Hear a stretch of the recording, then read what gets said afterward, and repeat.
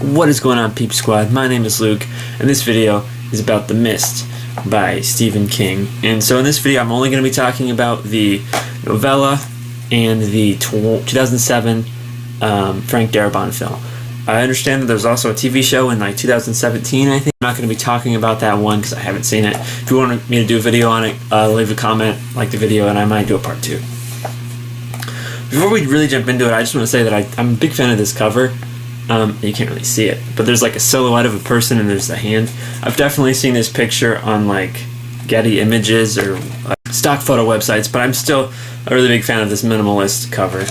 The back one's a little bit weird. There's like blood just kind of smeared everywhere. I'm not as big a fan of the back cover, but anyway.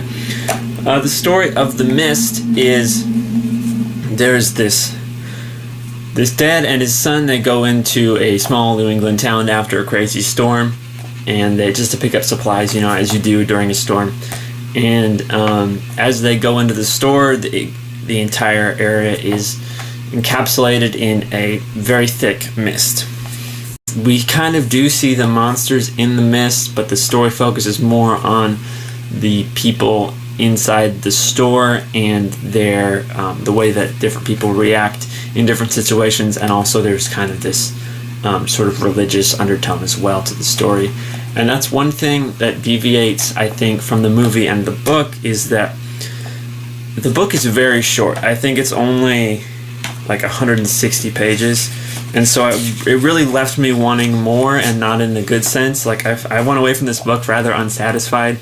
I would have liked to have seen, you know, more monsters and more time just with the characters in the store, trying to kind of just having this discussion about their different beliefs and the different ways that people would react to a situation like this.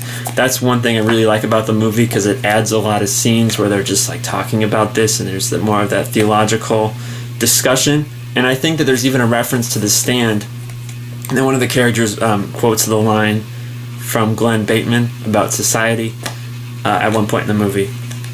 There are some other references I found in this movie that I really liked. There was, in the beginning, the main character is painting a portrait of the Dark Tower series, and there was another line in the movie. It's another point in the movie where a character says, "My life for you." That's obviously a quote from the Trash Can Man from The Stand. And there were some actors that, well, I think, let me pull up my phone and get the cast for a second here. William Sadler plays Jim. I obviously know him from playing the Grim Reaper in the Bill and Ted movies. I appreciated seeing him here in a very, very different role. At first I didn't recognize him. And then Brandon Odell. A lot of people aren't going to know this, but Brandon Odell plays a character named Bobby Eagleton. And just the year after he did this movie, he appeared in a Christian horror movie called Dangerous Calling. And so just seeing him in here was kind of funny. I seriously doubt anyone else watching this has ever seen that movie, because it's obscure. But anyway, I thought that was funny. But yeah, I think that this movie is among like Misery and Doctor Sleep in that the movie itself kind of improves upon the book. I think the movie is better than the book for the reasons I mentioned, because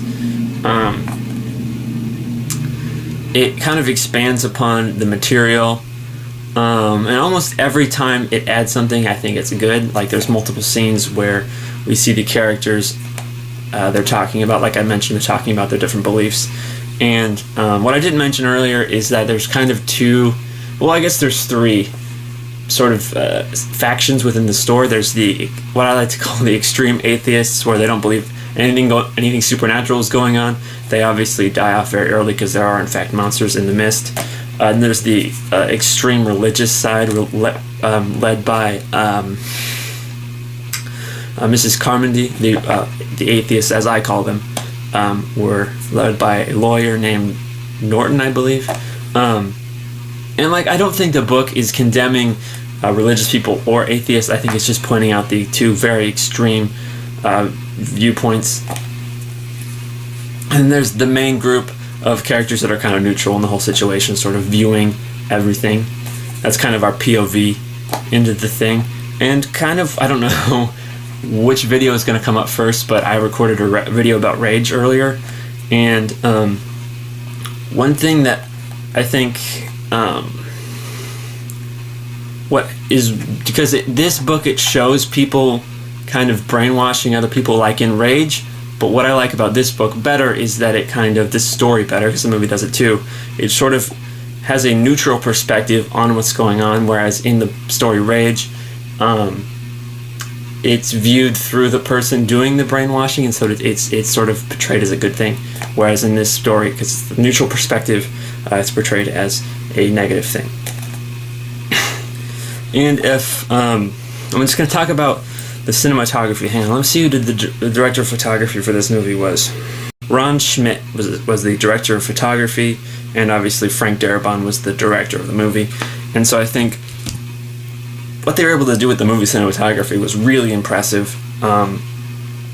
They incorporate a cinematic, I don't even know what this is called, but it's sort of this filming technique that's most associated with comedies, like if you've seen Parks and Rec, or The Office, or Death of Stalin, which is a really good movie if you haven't seen it.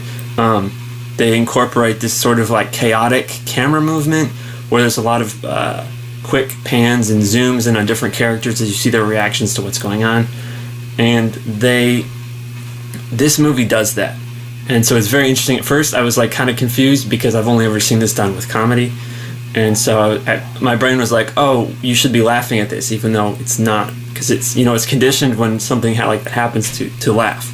So a little bit, it was confusing at first, but then I got into it, and I actually really enjoy it because, like I mentioned, the camera movement is very chaotic, but you don't ever lose track of what's going on. Like you have a very keen understanding of where everybody is and what the action that's going on and what's happening on screen. And so I have that chaotic camera movement. You sort of lose focus of what the action is, and you just kind of get this sense of like general chaos. Like I'm pretty sure you've seen like shaky cam, like The Bourne Identity or The Hunger Games or something. It's very common. But this movie does it really well. Like you can obviously always see what's going on, but it has that motion of chaos, and so I really enjoy that. A couple of things I didn't like about the movie was it was made in 2007, so a lot of the monster CGI doesn't work, and I feel like, well, actually there was a part in the movie where like this monster lands on top of a woman, and you can see her hand go straight through it, and so that was kind of funny. But yeah, overall it wasn't really that much of a detractor from the overall experience.